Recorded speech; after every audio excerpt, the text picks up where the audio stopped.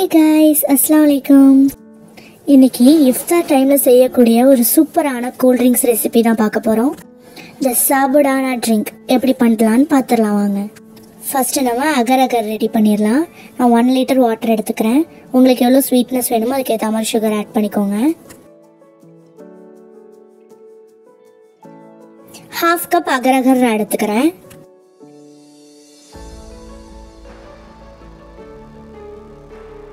அப்பப்போ கொஞ்சம் கொஞ்சம் இந்த மாதிரி கிண்ட விட்டுக்கிட்டே இருங்க.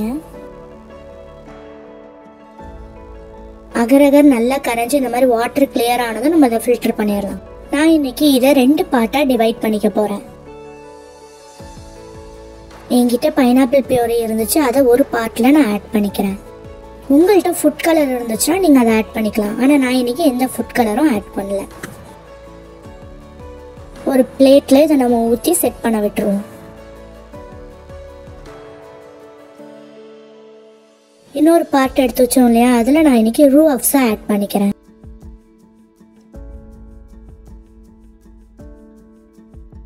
அகரகர் நார்மலாக சீக்கிரம் செட் ஆகிடும். ஒரு 2 hours இது செட் ஆனால் போதும். நீங்கள் இஃப்தாருக்கு பண்ண போகிறீங்கன்னா அதை மார்னிங்கே செஞ்சு வச்சுருங்க. இப்போ ஒரு பவுலில் 2 கைப்பிடி அளவுக்கு சாபுடானாவை, அதாவது ஜவ்வரிசியை ஊற வச்சுக்கலாம். ஒரு 1/2 hour ஊறினா போதும். பாருங்கள், அகரகர் நல்லா செட் ஆகிடுச்சு. இதை குட்டி குட்டி பீசஸாக கட் பண்ணி வச்சுக்கலாம்.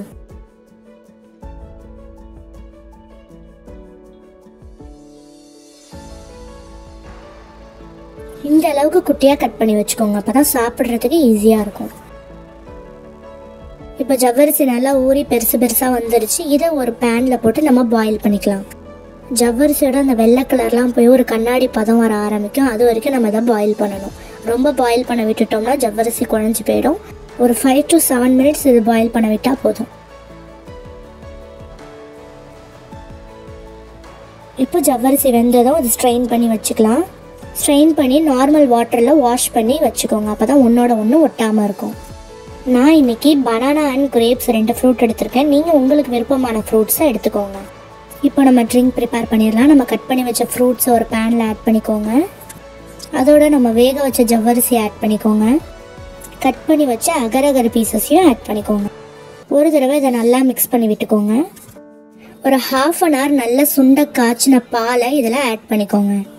இல்லைனா கடைகளில் எவாபரேட்டட் மில்க்னு விற்கும், அதை வாங்கி ஆட் பண்ணிக்கோங்க. இதோட சேர்த்து ஒரு 1/4 கப் கண்டென்ஸ்டு மில்க் ஆட் பண்ணிக்கோங்க. நான் மில்கில் சுகர் ஆட் பண்ணியிருந்தேன், உங்களுக்கு வேணும்னா நீங்கள் ஸ்கிப் பண்ணிவிடுங்க. இப்போ ஃபைனலாக ஒரு மிக்ஸ் கொடுத்துருங்க. கடைசியா சப்ஜா சீட்ஸ் ஆட் பண்ணிடுங்க. அவ்வளோதான், நம்ம சாபுடானா ட்ரிங்க் ரெடி ஆயிடுச்சு. நீங்கள் இதை ப்ரிப்பேர் பண்ணி ஃப்ரிட்ஜில் வச்சும் குடிக்கலாம். இல்லை அகர் அகர் எல்லாம் ரெடி பண்ணி வச்சுட்டு இஃப்தார் டைமில் நீங்கள் ப்ரிப்பேர் பண்ணிக்கலாம். அது உங்களுடைய விஷ். இதில் ஜவ்வரிசி, அகர் அகர், சப்ஜா சீட்ஸ், ஃப்ரூட்ஸ்னு எல்லாம் சேர்த்துருக்கிறதுனால இது உடம்புக்கு ரொம்பவே குளிர்ச்சி. நோம்பு டைமில் ஏற்படுற பாடி ஹீட்டை நல்லாவே ரெடியூஸ் பண்ணி கொடுக்கும். கண்டிப்பாக ஒரு நோம்புக்காவது இதை ட்ரை பண்ணி பாருங்கள்.